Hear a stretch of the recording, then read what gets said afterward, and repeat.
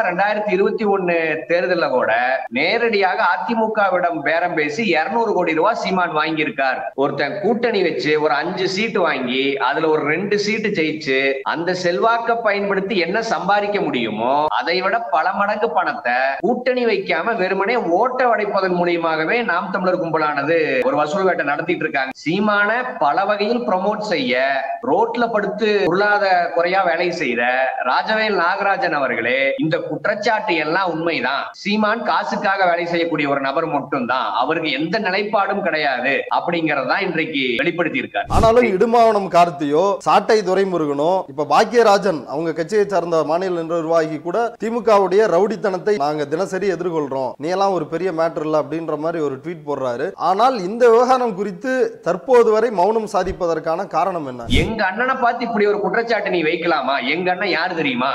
உனக்கு திராணி இருந்தா நீ ஆதாரத்தை வெளியிடு பார்க்கலாம் அப்படின்னு ராஜவேல் நாகராஜனை நோக்கி ஒரே ஒரு நபர் கூட கேட்கல. ஏன் கேட்கலன்னா இந்த குற்றச்சாட்டு எல்லாம் உண்மைதான் அப்படிங்கிறது இரண்டாம் கட்டத்தில் இருக்கக்கூடிய எல்லோருக்குமே தெரியும். ஏற்கனவே கார்த்தி சாட்டை துரைமுருகன் இவர்களுக்கும் தெரியும், கண்டிப்பா தெரியும். அதனாலதான் சத்தம் இல்லாம திருடனுக்கு தேல் கொட்டுனா பொத்திட்டு இருக்கணும்னு பொத்திட்டு இருந்தாங்க. அவர் சில அண்ணன்கள்னு குறிப்பிடுறாரு, அந்த அண்ணன்கள் யார்? அண்ணனான அண்ணாமலை சொல்லியிருக்கலாம் இப்படி எல்லாம் பண்ணாதீங்க, சீமான் நமக்கான அரசியலை தான் செய்யறாரு, அவனும் நம்ம பையன் தாப்பா, நீ எப்படி என்கிட்ட எம்ப்ளாயியோ அதே மாதிரி சீமானும் ஒரு எம்ப்ளாயி தான், நமக்குள்ள எதுக்கு சண்டை அப்படின்னு அண்ணாமலை அண்ணன் சமாதானப்படுத்தி இருக்க வாய்ப்பு இருக்கு.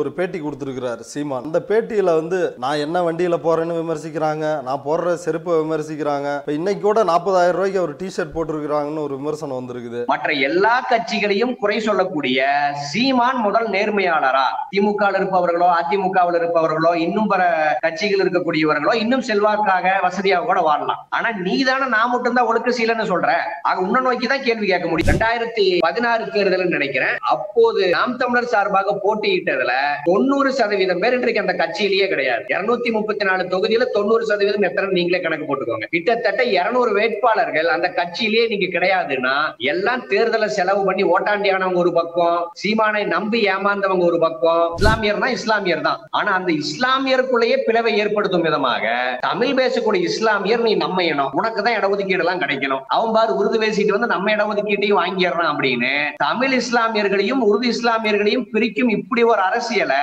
சீமான் தான் செய்யறார். அப்படின்னா சீமான் தமிழ்நாட்டை பொறுத்த வரைக்கும் RSS விட ஆபத்தான ஒரு ஜந்து அப்படின்னு தான் பார்க்க வேண்டியது இருக்கு. ரூட்ஸ் தமிழ் பார்வையாளர்களுக்கு வணக்கம். இன்று நம்மோடு தந்தை பெரியார் திராவிடர் கழகத்தை சார்ந்தவரும் அதர்மம் சேனலை நடத்தி வருபவருமான தோழர் மனோஜ் அவர்கள் இணைந்துள்ளார். வாருங்கள் அவரோடு பேசலாம். தோழர் வணக்கம். தோழர், ஆரம்ப காலத்தில் நாம் தமிழரோடு இணைந்து பயணித்தவர், சீமானுக்காக தேர்தல் பிரச்சாரத்தில் ஈடுபட்டவர் ராஜவேல் நாகராஜன், லவ் குரு அப்படின்னு ரேடியோகளில் பேசக்கூடியவர். இன்னைக்கு பேசு தமிழா பேசுன்ற ஒரு ஊடகத்தை நடத்திட்டு இருக்கிறாரு. அவர் நேற்று இரவு போட்ட ட்வீட் இன்னைக்கு ஒரு பரபரப்பான விவாத பொருளாக மாறி இருக்கிறது. குறிப்பாக 234 தொகுதிகள்லையும் அவர் போட்ட ட்வீட்டு, வேட்பாளரை நிறுத்துறதெல்லாம் ஒரு பெருமையா, எந்த கட்சிகளை எதிர்க்கிறோமோ அந்த கட்சிகளிடம் காசு வாங்கிக்கிட்டு ஜாதி அடிப்படையிலும் மத அடிப்படையில் வாக்குகளை பிரிப்பதற்காகவும் வேட்பாளரை நாம் தமிழர் கட்சியினரும் சீமானும் நிறுத்தி இருக்கிறாங்க. மண்டல வாரியாக பொறுப்பாளர்களை போட்டு அதிமுக கேண்டிடேட்கள்கிட்ட காசு வசூல் பண்ணாங்க.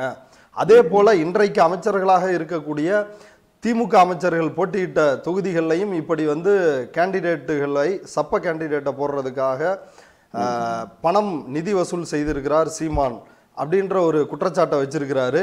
இதற்கு ஆடியோ ஆதாரம் எல்லாம் இருக்குது அப்படின்னு சொல்லி இன்னொரு குண்டை தூக்கி போடுறாரு. இப்ப இது குறித்து உங்களுடைய பார்வை என்ன? இல்ல, நீங்க காந்தி செத்துட்டாரா அப்படிங்கறத செய்திக்கு ஒருத்தர் 2 பேர் ஷாக் ஆகலாம், பெரும்பான்மையான மக்களுக்கு காந்தி செத்துட்டார் அப்படிங்கிறது தெரியும். அதே போல சீமானும் நாம் தமிழர் 2ஆம் கட்ட கும்பலும் ஒரு ஃப்ராடு கும்பல் அப்படிங்கிறது நமக்கு ஒரு அதிர்ச்சியை தரல. சீமானை பற்றி தெரியாத ஒரு குறிப்பிட்ட சதவீதத்தினருக்கு இது அதிர்ச்சியை தரலாம், அல்லது இதை அவங்க நம்பாம கூட போகலாம். இந்த குற்றச்சாட்டு எல்லாத்தையும் நாம் பல வருடமாக வச்சுட்டு இருக்கோம். நீங்க நாம் தமிழர் நாங்க கூட்டணியே வைக்க மாட்டோம், நாங்க தனித்து நிற்கிறோம் பார்க்கிறீர்களா அப்படிங்கிறத ஏதோ வீர தீர செயல் போல பிரச்சாரம் பண்ணிட்டு இருக்காங்க. ஆனா உண்மையில் ஒருத்தன் கூட்டணி வச்சு ஒரு 5 சீட்டு வாங்கி அதுல ஒரு 2 சீட்டு ஜெயிச்சு அந்த செல்வாக்க பயன்படுத்தி என்ன சம்பாதிக்க முடியுமோ அதை விட பல மடங்கு பணத்தை கூட்டணி வைக்காம வெறுமனே ஓட்ட உடைப்பதன் மூலியமாகவே நாம் தமிழர் கும்பலானது பார்த்துட்டு இருக்காங்க, ஒரு வசூல் வேட்டை நடத்திட்டு இருக்காங்கிறத நம்ம பல முறை சொன்னோம். நீங்க குறிப்பிட்டு சொல்லணும்னா 2021 தேர்தலில் கூட நேரடியாக அதிமுகவிடம் பேரம் பேசி 200 கோடி ரூபாய் சீமான் வாங்கியிருக்கார் அப்படிங்கிறத நம்ம தொடர்ச்சியாக முன்வைத்தோம். இதை நாமெல்லாம் சொன்ன போது இவங்க திராவிட இயக்கத்தின் தரப்பு, இவர்கள் சீமானை எதிர்ப்பதற்காகவே திட்டமிட்டு இப்படி ஒரு பொய்யான பிரச்சாரத்தை முன்வைக்கிறார்கள் அப்படின்னு சீமானுடைய ரசிகர்கள் தொடர்ச்சியா சொல்லிட்டு இருந்தாங்க. ஆனா இன்றைக்கு சீமான பல வகையில் ப்ரமோட் செய்ய ரோட்ல படுத்து உருளாத குறையா வேலை செய்த ராஜவேல் நாகராஜன் அவர்களே இந்த குற்றச்சாட்டு எல்லாம் உண்மைதான், சீமான் காசுக்காக வேலை செய்யக்கூடிய ஒரு நபர் மட்டும்தான், அவருக்கு எந்த நிலைப்பாடும் கிடையாது அப்படிங்கறதான் இன்றைக்கு வெளிப்படுத்தி இருக்கார். இதுல என்னன்னா, நீங்க சொன்ன இந்த எல்லா குற்றச்சாட்டையும் அவர் ட்விட்டா போட்டுட்டு பல மணி நேரம் கழிச்சு நான் இந்த ட்விட்டுகள் எல்லாம் நீக்கிறேன், சில அண்ணன்கள் என சமாதானம் செய்தார்கள் அப்படின்னு அதையும் ஒரு ட்விட் போட்டு முடித்து வைத்தார். நீங்க குற்றச்சாட்டு வைத்ததுக்கும் சமாதானமானதுக்கும் இடைப்பட்டு பல மணி நேரங்கள் இருந்துச்சு பாருங்க. இந்த இத்தனை நேரங்களிலும் ஏதோ ஒரு நாம் தமிழர் 2ஆம் கட்ட நபர் கூட எங்க அண்ணனை பார்த்து இப்படி ஒரு குற்றச்சாட்டு நீ வைக்கலாமா, எங்க அண்ணன் யாரு தெரியுமா, உனக்கு திராணி இருந்தா நீ ஆதாரத்தை வெளியிடு பார்க்கலாம் அப்படின்னு ராஜவேல் நாகராஜனை நோக்கி ஒரே ஒரு நபர் கூட கேட்கல. ஏன் கேட்கலன்னா, இந்த குற்றச்சாட்டு எல்லாம் உண்மைதான் அப்படிங்கிறது 2ஆம் கட்டத்தில் இருக்கக்கூடிய எல்லோருக்குமே தெரியும். அதனாலதான் சத்தம் இல்லாம திருடனுக்கு தேல் கொட்டுனா பொத்திட்டு இருக்கணும்னு பொத்திட்டு இருந்தாங்க. அந்த ட்விட் போடும் போதே எனக்கு தெரியும் தோழர், நிச்சயமாக ஆதாரத்தை வெளியிடுவதற்கு சீமான் விடமாட்டார், ஓரிரு நாளில் நிச்சயம் இந்த கும்பல் போய் அணுகி சமாதானப்படுத்தி விடும் அப்படின்னு நேற்றே நான் யூகிச்சேன். ஆக இந்த ட்விட் மட்டும்தான் கண்டென்ட், இதை தாண்டி வேற எந்த ஆதாரமும் ராஜவேல் நாகராஜனிடம் வந்து ரிலீஸ் ஆகாது அப்படிங்கறது நேற்றே நான் யூகிச்சேன். அதை உறுதி செய்யும் விதமாக நேற்று நைட்டே அவர் மறுப்பு போட்டு நான் சமாதானம் ஆயிட்டேன் அப்படின்னு போட்டிருக்காரு. அதிலும் கூட நான் சொன்ன செய்திகள் எல்லாம் உண்மைக்கு புறம்பானது, நான் தெரியாம பொய் பேசிட்டேன் அப்படின்லாம் அவர் சொல்லல. நான் சமாதானம் ஆயிட்டேன், இப்போது சில அன்புக்குரிய அண்ணன்கள் சொன்ன காரணத்தால் இப்போது இந்த அரசியல் நான் செய்ய விரும்பவில்லை அப்படின்னு அம்பலப்படுத்துவதிலிருந்து விலகினாரே ஒழிய தன்னுடைய கருத்திலிருந்து அவர் மாறல. அதுல இருந்து அந்த கருத்து உண்மை அப்படிங்கறதுதான் ராஜவேல் நாகராஜனுடைய ஸ்டாண்ட் அப்படிங்கறத நம்ம புரிஞ்சுக்க வேண்டியது இருக்கு. அவர் சில அண்ணன்கள்னு குறிப்பிடுறாரு, அந்த அண்ணன்கள் யார், சீமானா இல்ல சில அண்ணன்களா வேற யாரோ ஆகுதா? இல்ல, நீங்க ராஜவேல் நாகராஜன் நேரடியாகவே பெரிய அண்ணனான சீமான் மீதே குற்றச்சாட்டு வச்சுட்டார். ஆக அந்த பெரிய அண்ணனை தாண்டி ராஜவேல் நாகராஜன் மதிக்கக்கூடிய சின்ன அண்ணன்கள் யாருங்கிறது நமக்கு தெரியல. நான் எப்படி புரிஞ்சுக்கிறேன்னா, சமீப மாதங்களாக அண்ணனான சீமானை விட அண்ணனான அண்ணாமலை முதுகில் சவாரி செய்வதைத்தான் ராஜவேல் நாகராஜன் விரும்புகிறார்.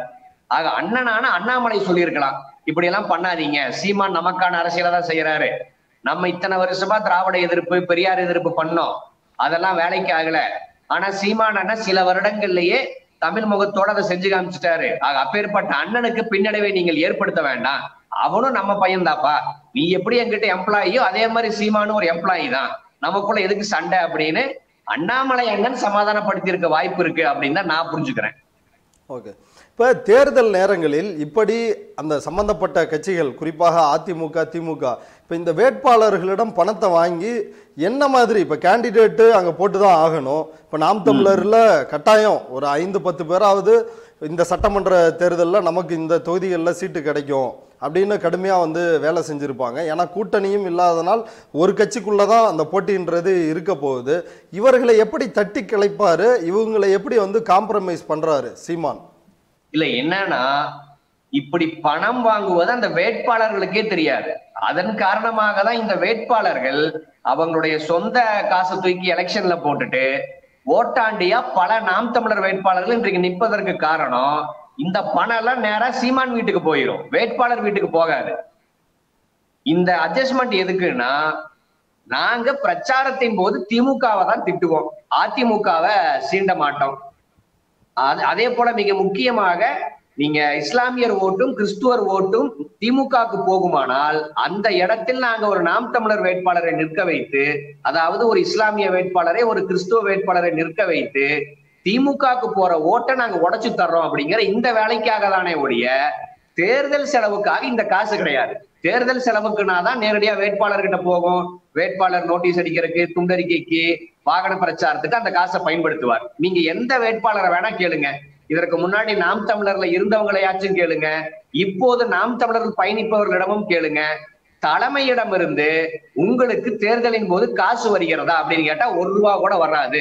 அத்தனையும் எங்க காசுன்னு தான் வேட்பாளர் சொல்லுவாங்க. அப்படின்னா இந்த காசு அத்தனையும் சீமான் தான் முழுங்குறாரே ஒழிய நம்ம அந்த வேட்பாளர்களை குற்றம் சாட்ட முடியாது. ஏன்னா அந்த வேட்பாளர்கள் சீமானை நம்பி ஏமாந்தவர்கள். அவர்களுக்கு இப்படி ஒரு பேரம் போவதே தெரியாதுன்னு தான் நான் நினைக்கிறேன். ஏன்னா அப்படி சீமானிடமிருந்து இவங்களுக்கு காசு போற மாதிரி இருந்தா இன்னைக்கு இத்தனை வேட்பாளர்கள் ஓட்டாண்டியா நிக்க மாட்டாங்க. மிக முக்கியமாக 2016 தேர்தல் நினைக்கிறேன். அப்போது நாம் தமிழர் சார்பாக போட்டியிட்டதுல 90% பேர் இன்றைக்கு அந்த கட்சியிலேயே கிடையாது. 234 தொகுதியில 90% எத்தனை நீங்களே கணக்கு போட்டுக்கோங்க.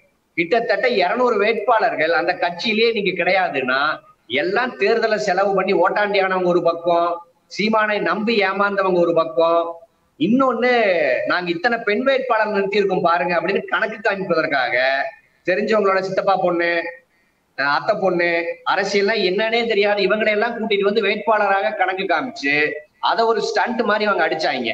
அவங்க தேர்தல் முடிஞ்ச உடனே அவங்க வீட்டுக்கு போயிட்டாங்க. இப்படிதான் இந்த கட்சியானது இயங்கிட்டு இருக்கு. ஆக இது முழுக்க முழுக்க குற்றவாளி சீமான் தானே ஒழிய நாம் தமிழர்கள் வேட்பாளராக நின்றவர்களோ தொண்டர்களோ கிடையாது அப்படிங்கிறதையும் நம்ம தெளிவுபடுத்த வேண்டியது இருக்கு. ஏன்னா தொண்டர்கள் எப்படி புரிஞ்சுக்குவாங்க, நம்ம எப்படி ஓட்டாண்டியா இருக்கோம், இவங்க பாருங்க 200 கோடி வருதுங்கிறாங்க, 100 கோடி வருதுங்கிறாங்க அப்படின்னு தொண்டர்கள் புரிஞ்சுக்குவாங்க. ஆக நாம் தொண்டர்களையோ வேட்பாளர்களையோ குற்றம் சாட்டவில்லை. அத்தனை காசு சீமானிடம் போச்சு அப்படிங்கறதா உண்மை. ஓகே, இப்ப நேத்து அவர் போட்ட ட்வீட்ல நாம் தமிழர் ஐடி விங், நான் ஏதோ நாம் தமிழர்ல கட்சிக்காரனா பயணிக்கல, வெறும் ஆதரவாளராக தான் வந்து பயணிச்சிருக்கிறேன். என்னை மேலும் விமர்சித்தால் நான் பல உண்மைகளை பேச வேண்டியது வரும். அது அண்ணன் சீமான் உட்பட பலருக்கு தர்ம சங்கடத்தை ஏற்படுத்தும் அப்படின்னு ஒரு மிரட்டல் தொனியில சீமான் அவர்களே குறிப்பிட்டு போட்டாரு. அப்ப நேரடியாக சீமான் என்னென்ன செய்தார் அப்படின்றது ராஜவேலுக்கு தெரிந்திருக்கிறது அப்படின்றது தான் இதுல இருந்து புரிஞ்சுக்க நம்மளால முடியுது. ஆனாலும் இடுமாவனம் கார்த்தியோ சாட்டை துரைமுருகனோ இப்ப பாக்கியராஜன் அவங்க கட்சியை சார்ந்த மாநில நிர்வாகி கூட திமுகவுடைய ரவுடித்தனத்தை எதிர்கொள்வோம், நாங்க தினசரி எதிர்கொள்றோம், நீ எல்லாம் ஒரு பெரிய மேட்டர் இல்லை அப்படின்ற மாதிரி ஒரு ட்வீட் போடுறாரு. இதை தாண்டி மற்ற பொறுப்பாளர்களோ அல்லது இவங்களோ எல்லா இஷ்யூக்குமே பேசுறாங்க. இப்போ நாகை திருவள்ளுவனுக்கு எதிராக அத்தனை வீடியோக்கள் போடுறாங்க, அவரை தெலுங்கர்னு திட்டுறாங்க, இந்த மாதிரி நிறைய பண்றாங்க. ஆனால் இந்த விவகாரம் குறித்து தற்போது வரை மௌனம் சாதிப்பதற்கான காரணம் என்ன? இல்ல அதான் நான் ஒற்றை வரியில முன்னாடியே சொன்னேன், திருடனுக்கு தேல் போட்டுனா பொத்திட்டு தான் இருக்கணுங்கிறது தான் ஒற்றை பதில். ஏன்னா இது எல்லாம் நடந்தது அப்படிங்கிறது சீமானுக்கும் தெரியும், 2ஆம் கட்டத்தில் உட்கார்ந்துட்டு இருந்து இத்தனை பேருக்கும் தெரியும். ஏற்கனவே கார்த்தி, சாட்டை துரைமுருகன் இவர்களுக்கும் தெரியும், கண்டிப்பா தெரியும். நீங்க அதே போல நாம் தமிழர் இருந்து வெளியேறியவர்களுக்கும் தெரியும். ஆக அப்படி இருக்கும்போது ஏற்கனவே வெறியாயிங்க நான் ஆதாரத்தை வெளியிடுவேன்னு ராஜவேல் நாகராஜன் பேசிட்டு இருக்காரு. மேலும் அவரை போய் நீ ஆதாரத்தை வெளியிடு பார்க்கலாம் அப்படின்னு சீண்டுனா ஏதோ ஒரு படத்துல வர்ற மாதிரிதான் வாடா வாடான்னு கூட்டிட்டு போய் கிட்னி திருட கணக்காயிரும். ஆக நம்ம அண்ணன் பலியாடா போயிடுவார் அப்படிங்கிற காரணத்தால் தான் ராஜவேல் நாகராஜன் அவர்களை இவங்க யாருமே நேற்றுல இருந்து சீண்டல. ஒரு சிலர் நீங்க சொன்னது போல எங்களை மிரட்ட வேண்டாம், நாங்க திமுகவையே பார்த்தவங்க அப்படின்னு அந்த துணியில் தான் பேசியிருப்பாங்களே ஒழிய இந்த குற்றச்சாட்டுக்கு உன்னிடம் ஆதாரம் இருந்தா திராணி இருந்தா வெளியிடுங்கிறதான பதிலா இருந்திருக்கணும். அப்படி ஒரு வாதத்தை நாம் தமிழர் சார்பாக யாருமே வைக்கல அப்படிங்கிறதுல இருந்து இது அத்தனையும் உண்மை அப்படின்னு தான் புரிஞ்சுக்க வேண்டியது இருக்கு. ஆக இன்றைக்கு வரைக்குமே இந்த குற்றச்சாட்டை நாங்கள் நம்ப மாட்டோம் அப்படின்னு வெளிநாட்டில் இருக்கக்கூடிய இங்கே இருக்கக்கூடிய அப்பாவி தமிழர்கள் நம்பலாம். அப்படி நம்புறவங்க ஒரே ஒரு வேலை மட்டும் செய்யுங்க, நீங்க நாம் தமிழர் 2ஆம் கட்டத்தை சேர்ந்தவர்களிடம் நீங்க தான் தப்பு பண்ணல இல்ல, ராஜவேல் நாகராஜனிடம் ஆதாரம் இருந்தா வெளியிடு அப்படின்னு நீங்க ராஜவேல் நாகராஜனுக்கு சவால் விடுங்க அப்படின்னு 2ஆம் கட்டத்தை சேர்ந்த நபர்களிடம் கேட்டு பாருங்க. 100% ராஜவேல் நாகராஜனை இவர்கள் சீண்ட மாட்டார்கள். அதுல இருந்து இந்த கும்பல் ஒரு ஃப்ராடுக்கார கும்பல் அப்படிங்கிறத நீங்களே புரிஞ்சுக்குவீங்க. ஓகே, ஒரு கட்சி ஒரு எம்எல்ஏவை கூட தற்போது வரை கட்சி தொடங்கியதிலிருந்து பெறாத சூழலில் இந்த மாதிரியான விஷயங்கள்லாம் செய்கிறது, இதை எப்படி புரிந்து கொள்வது? இவங்களுடைய ஒட்டுமொத்த வேலை திட்டம் என்னன்னு எப்படி புரிஞ்சுக்கிறது? இப்போ எந்த ஒரு கட்சினாலும் சரி, எவ்வளவு சின்ன கட்சினாலும் ஒரு எம்எல்ஏவாவது ஜெயிக்கணும், அட்லீஸ்ட் ஒரு பேரூராட்சி எந்த அளவுலையாவது அதிகாரத்திற்கு வர வேண்டும்ன்றதான் தேர்தல் கட்சியோட அடிப்படை இலக்கா இருக்குது. ஆனா அப்படி இருக்கும் பொழுது சீமான் எதற்காக இப்படி கட்சியை நடத்துகிறார்? இல்ல, இது ஒரு புது பாணி தான். நீங்க சொன்னது போல எந்த கட்சியா இருந்தாலும் குறைஞ்சது ஒரு எம்எல்ஏ சீட்டாச்சும் வேணும், ஒரு வார்டு கவுன்சிலராச்சும் வேணும், அதை வைத்து நம்ம ஏதாச்சும் அடுத்த கட்டம் நகர்த்த முடியாதான்னு தான் பார்ப்பாங்க. ஆனா இது முற்ற முழுவதுமே ஒரு புது ஸ்ட்ராட்டஜி. நீங்க கடவுள் இல்லை அப்படிங்கறது எப்படி பார்ப்பனருக்கு நல்லாவே தெரியுமோ, அதே போல நம்மால் ஜெயிக்கவே முடியாது அப்படிங்கிறது நம்மை விட சீமானுக்கு நல்லாவே தெரியும். ஆனா நான் முன்னாடியே சொன்னது போல ஒரு சீட்டை ஜெயிக்கணும்னா எவ்வளவு பிரச்சாரம் பண்ணணும், போராடணும். ஜெயிச்சு வந்ததுக்கு அப்புறம் திருட வேண்டிய அமௌண்ட்டை விட வெறுமனே ஓட்ட குறிச்சாவே இத்தனை காசு வரும்போது நான் எதுக்கு ஜெயிக்கிறதுக்கு முயற்சிக்கணும் அப்படிங்கறதுதான் அவர்களுடைய நோக்கம். ஏன்னா எத்தனையோ எலெக்ஷனை பார்த்துட்டாங்க. இன்றைக்கு வரைக்குமே ஒரு சீட்டு ஜெயிக்காட்டி கூட வென்றால் முயற்சி, தோற்றால் பயிற்சின்னு டைலாக் தான் பேசுறாங்களே ஒழிய இந்த தோல்வியால் அவங்க தோழவே இல்லை. நீங்க பொதுவா எந்த கட்சினாலும் எத்தனை உழைப்பு போடுறோம், ஒரு சீட்டு கூட ஜெயிக்க முடியலையே அப்படிங்கிற ஒரு விரக்தி நிலைக்கு போவாங்க. இவங்க விரக்தி நிலைக்கே போகாம எப்போதுமே உற்சாகமாக இருப்பதற்கு காரணம், தோத்தா வெளியில இருந்து பாக்குற நாம் தமிழர் ஆதரவாளர்களுக்கு தான் வருத்தம். ஆனா உள்ளார இவர்களுக்கு வந்து சேர வேண்டியது சேர்ந்து விட்டது அப்படிங்கிற அந்த மன திருப்தியோடு தான் இவர்கள் பயணிக்கிறாங்க. அதனாலதான் இவங்க பெருசா எந்த இடத்துலயும் தங்களுடைய கவலையை வெளிக்காட்டிக்காம இது ஒரு ஸ்ட்ராட்டஜியாவே அவங்க வச்சிருக்காங்க. இப்போது கூட எழுதி வச்சுக்குவாங்க, இன்னும் எத்தனை தேர்தல் வந்தாலும் இவர்கள் கூட்டணி வைக்க மாட்டார்கள். ஏன்னா ஜெயிக்கணும்னு நோக்கம் இருக்கிறவன் தான் கூட்டணி வைப்பான். இவர்களுடைய நோக்கம் என்பது முழுக்க முழுக்க ஓட்டை பிரிப்பது அல்லது ஒரு கட்சியை ஜெயிக்க வைக்க அங்க போய் இஸ்லாமியர் வேட்பாளரை, கிறிஸ்துவ வேட்பாளரை நிற்க வைத்து அதன் மூலியமாக கல்லா கட்டுவது மட்டும்தான் இந்த கும்பலுடைய நோக்கம். நீங்க பொதுவா இந்த வார்டு எலெக்ஷன் எல்லாம் பார்க்கலாம். ஒரு குறிப்பிட்ட வாக்குகளை ஒரு சுயேட்சை பிரிக்கிறார் அப்படிங்கிற சூழல் வந்துச்சுன்னா அந்த சுயேட்சை கிட்ட ஒரு காசு கொடுத்து வாபஸ் வாங்க வைப்பாங்க. அந்த சுயேட்சை தொடர்ச்சியை இதே வேலையா வச்சுக்குவாரு. நம்ம போய் மனு தாக்கல் பண்ணுவோம் வேட்பாளரா, நமக்கு வீடு தேண்டி வர வேண்டியது வரும் அப்படின்னு சும்மாவே போய் மனு தாக்கல் செய்வார். அதே போலதான் இந்த கும்பலும் வெறுமனே தனித்து நின்றாலே நமக்கு வந்து சேர வேண்டியது சேரும் அப்படிங்கிற அடிப்படையில் இவர்கள் இந்த வேலையை தொடர்ச்சியாக இன்றும் செய்வார்கள். இப்போது ராஜவேல் நாகராஜன் குற்றச்சாட்டு வச்சுட்டாருப்பா, இனி இந்த ஸ்ட்ராட்டஜி மாத்திக்கணும்னா மாத்த மாட்டாங்க. இன்னும் 50 வருஷம் ஆனாலும் தனித்து மட்டும்தான் நிற்பார்கள். அது இல்லாம கூட்டணி வச்சா எப்படி கூட்டணி வைப்பாங்கன்னா சீமான் தலைமையில் ஒரு கூட்டணி அப்படின்னு தான் வைப்பார்களே ஒழிய இவர்கள் போய் யாரிடமும் ஜாயிண்ட் ஆக மாட்டாங்க. ஏன்னா அப்படி ஜாயிண்ட் ஆயிட்டா இவங்களுடைய மார்க்கெட் வேல்யூ டவுன் ஆயிரும். எப்பா தம்பி, நீ ஓட்ட குறிப்பேன் தானே உனக்கு காசு கொடுத்தேன், நீ போய் இன்னொரு ஆள் தலைமையில இருந்தா நீ எப்படி இந்த வேலையை செய்ய முடியும் அப்படின்னு காசு கொடுக்கிற படியளக்கிற முதலாளிகள் இந்த நிலைப்பாட்டிலிருந்து பின்வாங்கிடுவாங்க. ஆக அதன் காரணமாக சீமானுடைய நிலைப்பாடாக இது மட்டும்தான் இன்னும் எத்தனை ஆண்டுகள் ஆனாலும் இருக்கும். ஓகே, நேற்று பிஹைண்ட் வுட்ஸுக்கு ஒரு பேட்டி கொடுத்துருக்கிறார் சீமான். நீங்கள் அதை பார்த்துருப்பீங்கன்னு நினைக்கிறேன். அந்த பேட்டியில் நான் என்ன வண்டியில் போகிறேன்னு விமர்சிக்கிறாங்க, நான் போடுற செருப்பை விமர்சிக்கிறாங்க. இப்போ இன்றைக்கி கூட 40,000 ரூபாய்க்கு ஒரு டிஷர்ட் போட்டிருக்கிறாங்கன்னு ஒரு விமர்சனம் வந்திருக்குது. அப்புறம் என்னுடைய வீடு, நான் பாருங்கள் ஒரு வீட்டில் இருக்கிறேன்னு விமர்சிக்கிறாங்க அப்படின்னு அவர் தெளிவாக இன்டைரக்டாக நீங்கள் வைக்கிற விமர்சனத்தை தான் அவர் சொல்லி பேசுகிறாரு. இப்படி சீமானை தொடர்ச்சியாக விமர்சனம் வைக்க வேண்டிய தேவை இருக்கிறதா? ஏன்னா மற்ற கட்சி தலைவர்கள் என்ன அவ்வளவு எளிமையாக இருக்கிறாங்க, அவங்க என்ன நடந்தா போகிறாங்க, சீமானை மட்டும் நீங்கள் இப்படி தொடர்ந்து குறிவைப்பதற்கான நோக்கம் என்ன? நம்ம இன்னும் ஊழலை ஒழிக்க வந்த சங்கர் பட போராளிகள் கிடையாது. நாம் சித்தாந்த ரீதியாக ஆரிய பார்ப்பனியத்தை வீழ்த்த வேண்டும் அப்படின்னு வந்தவர்கள் தான். ஆக இந்த களத்தில் ஆரிய பார்ப்பனர்களுக்கு சாதகமாக சீமான் இருந்து வேலை செய்யும் காரணத்தால் அந்த சீமானை வீழ்த்த வேண்டியது ஒரு திராவிட உணர்வாளராக, தமிழ் தேசிய உணர்வாளராக இருக்கக்கூடிய ஒரு நபரினுடைய கடமைன்னு தான் நான் பார்க்கிறேன்.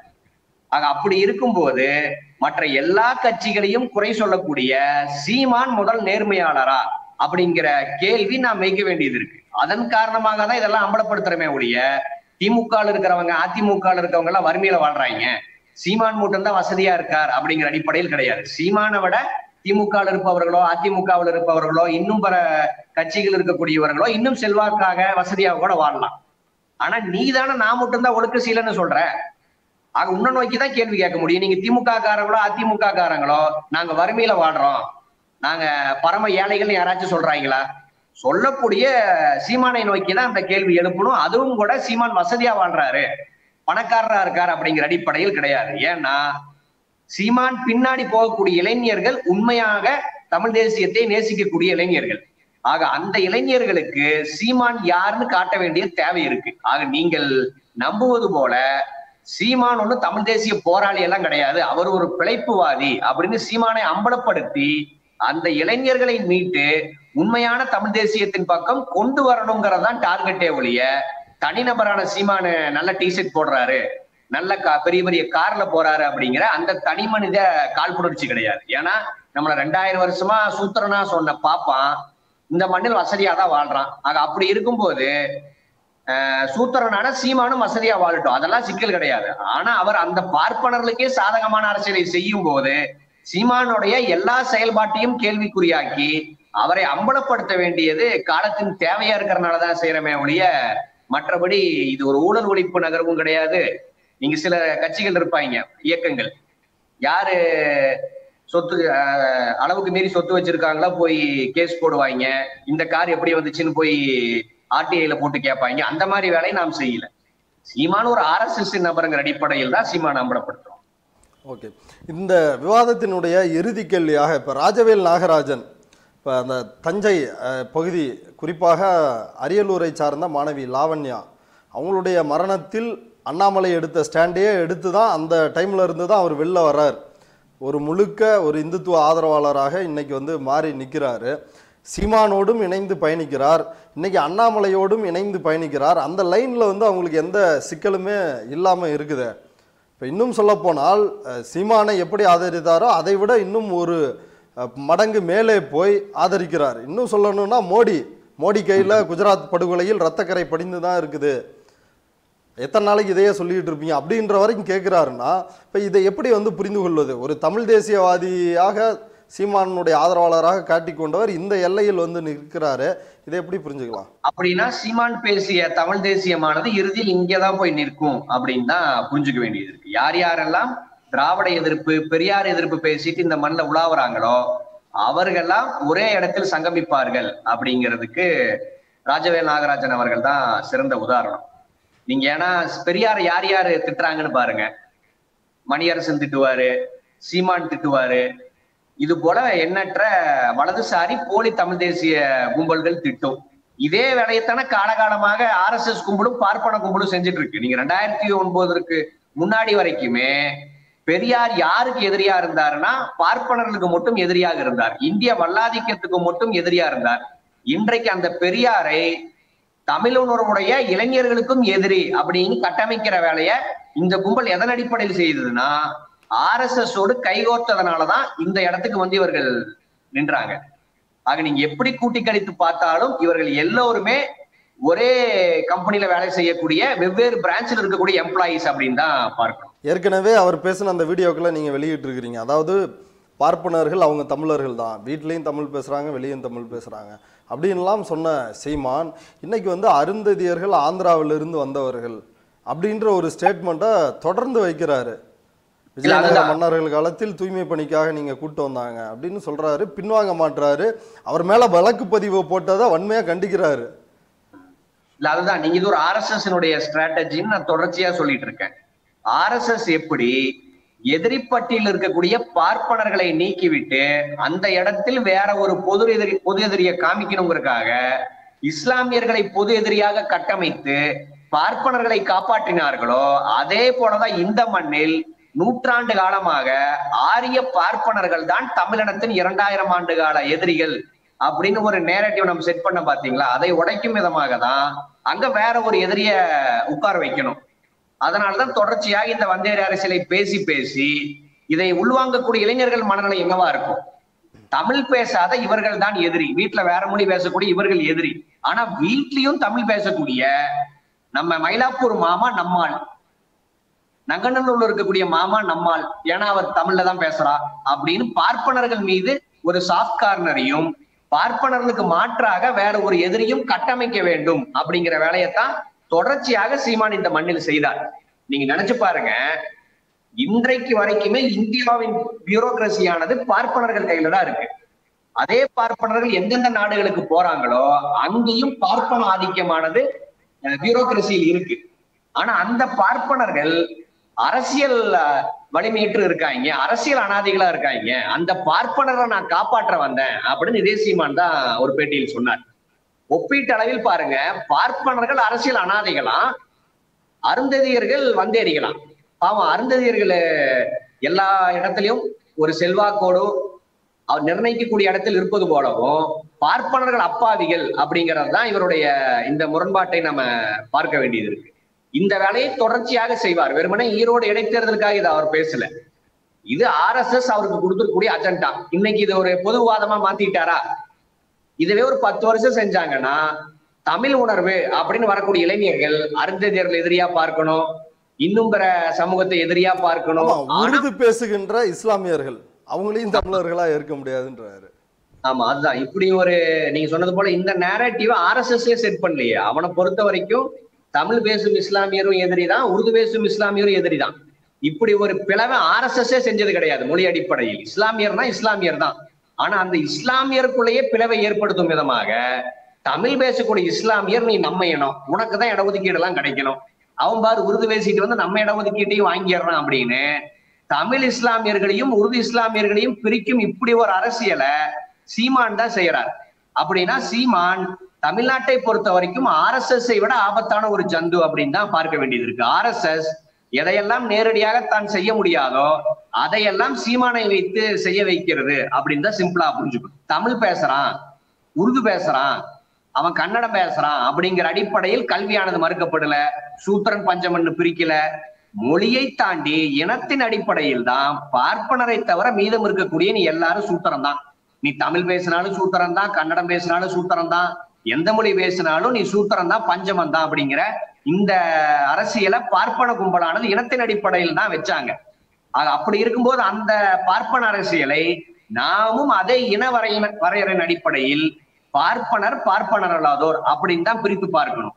புதுசா இவங்க இங்க என்னமோ மொழி அடிப்படையில் ஒடுக்குமுறை நடந்தது போலவும், மொழி அடிப்படையில் எல்லாருமே நின்னுட்டா எல்லாமே இங்க கிடைத்தது போலவும் ஒரு நேரட்டிவ் செட் பண்ணுவது தமிழ் பேசக்கூடிய ஆரிய பார்ப்பனர்களை தமிழராக்கி மீண்டும் அவர்கள் கையில் அதிகாரத்தை கொண்டு போய் கொடுக்கணும் அப்படிங்கறதா இந்த கும்பலுடைய நோக்கம். ஓகே தோழா, பல்வேறு கருத்துக்களை பகிர்ந்து இருக்கிறீங்க. இதை மக்கள் முன்னாடி வைப்போம், மக்கள் முடிவெடுக்கட்டும். இவ்வளவு நேரம் ரூட்ஸ் தமிழ் பார்வையாளர்களுக்காக உங்களுடைய நேரத்தையும் கருத்துக்களையும் பகிர்ந்து விட்டதுக்கு மிக்க நன்றி. நன்றி.